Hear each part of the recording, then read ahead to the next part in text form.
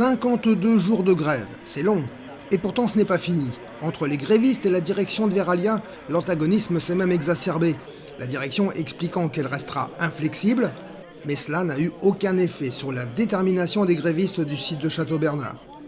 La direction avance une ligne claire. Le plan de sauvegarde de l'emploi, PSE, appellation novlangue des plans de licenciement de jadis, est dicté par l'évolution conjoncturelle des marchés. Verallia en difficulté, en perte de vitesse, ce qui commanderait une réaction forte. En réalité, pas vraiment. En attendant la communication du 24 février prochain sur les résultats financiers au terme du 4e trimestre 2020, la dernière publication, sur les 9 premiers mois de 2020, est plus que rassurante. Le chiffre d'affaires affiche une progression de 2,3% à taux de change et périmètre constant, grâce à un 3e trimestre meilleur qu'anticipé. Sur le seul 3e trimestre, le volume des ventes a progressé de 4,2% au niveau du groupe. On est très loin de l'effondrement de secteurs entiers de l'économie française, suite à la crise sanitaire, à commencer par l'automobile ou l'aéronautique. Pour contrer cet effondrement, le maître mot général c'est solidarité. Mais chez Verallia, la solidarité se décline exclusivement en direction du capital. Heureux actionnaires, plus que jamais, Verallia veut garantir un volume de dividendes à hauteur de 40% du résultat net consolidé, avec un montant minimum de 100 millions d'euros. Témoignage d'Alain Destrin. Les objectifs commerciaux ont été atteints fin octobre, puisqu'ils ont vendu, au moins pour le cognac, mieux que ce qui était prévu. Ça, c'est une réalité. La deuxième chose, c'est que le chiffre d'affaires, il est en augmentation, malgré le Covid, malgré tout ce qui s'est passé. Et je rappelle quand même qu'en France, c'est 49% des profits qui sont faits en France, qui ne sont pas faits à l'étranger.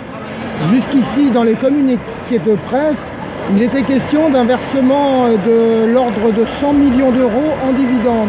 Et maintenant, ils font état d'un versement de 85 centimes par action. Qu'est-ce que ça change ? Alors, ça ne change rien, en fait. Ces 100 millions de dividendes, ils sont effectivement...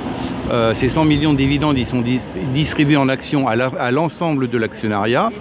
Il est vrai que sur ces 100 millions de dividendes, il y en a une grande partie qui ont été transformées en actions, mais les actions rachetées à 23 €, demain vendues à 27 €, ça veut dire qu'au travers de cette possibilité financière, les actionnaires vont engranger encore plus d'argent que s'ils avaient touché les dividendes en direct. De toute façon, quand Rousseau dit pour lutter contre les importations, il faut fermer des usines de production, comme on dit en Charente, si on disait ça à un cheval de bois, il vous donnerait un coup de pied, quoi, en clair.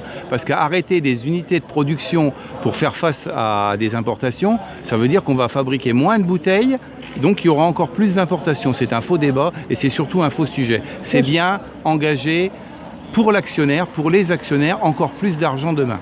Sachant que les importations en question sont pour partie des productions d'usines Verallia qui sont ouvertes en Espagne et en Italie. En partie pour des usines de Verallia, c'est un peu vrai.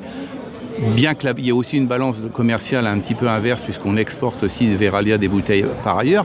Mais la vraie question, c'est que Verallia, avec la politique qui mène actuelle, continue de perdre des marchés qui vont ailleurs. Il y a par exemple un Autrichien, Stotzle, qui a repris une part de marché, c'est chez Rémy Martin, parce que Verallia, commercialement, n'a pas fait son travail.